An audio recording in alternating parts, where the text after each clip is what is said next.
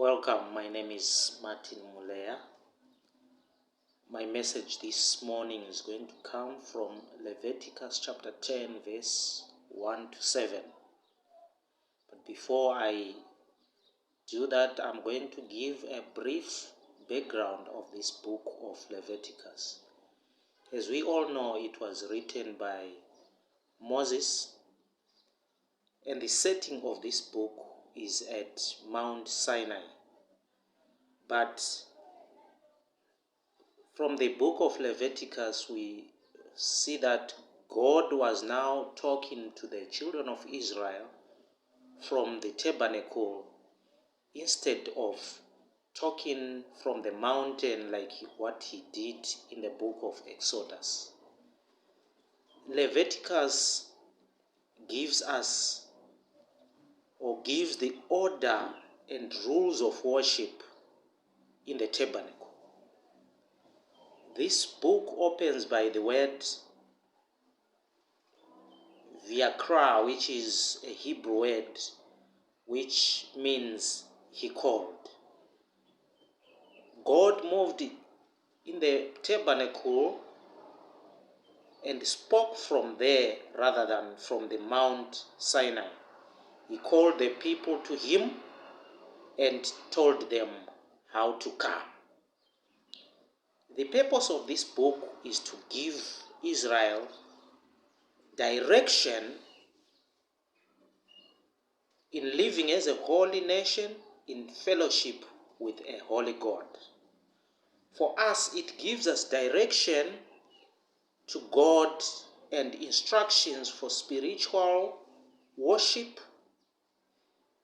I want to say worship would take a new meaning if an average Christian properly appreciates the contents of this book.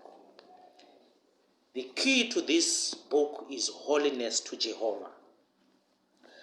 Our text is centered on restrictions of priests. We are not told specifically when the incident that we are looking at happened, but the impression is that it was during the consecration and entrance into the service of priesthood of the sons of Aaron.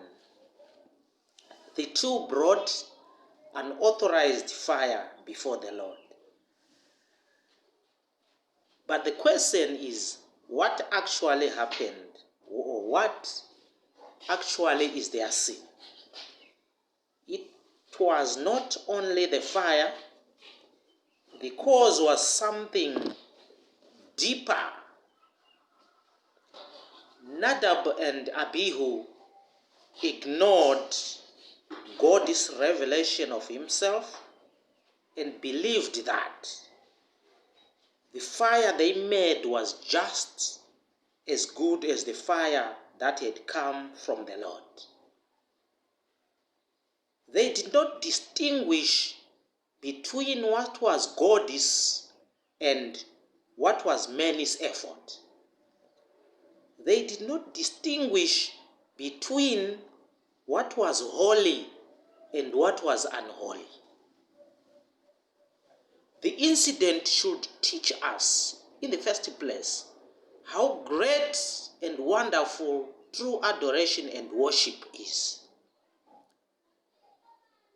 From the book of Revelation, we are given a description of the heavenly reality, of which the bringing of incense offering by the priests was a representation.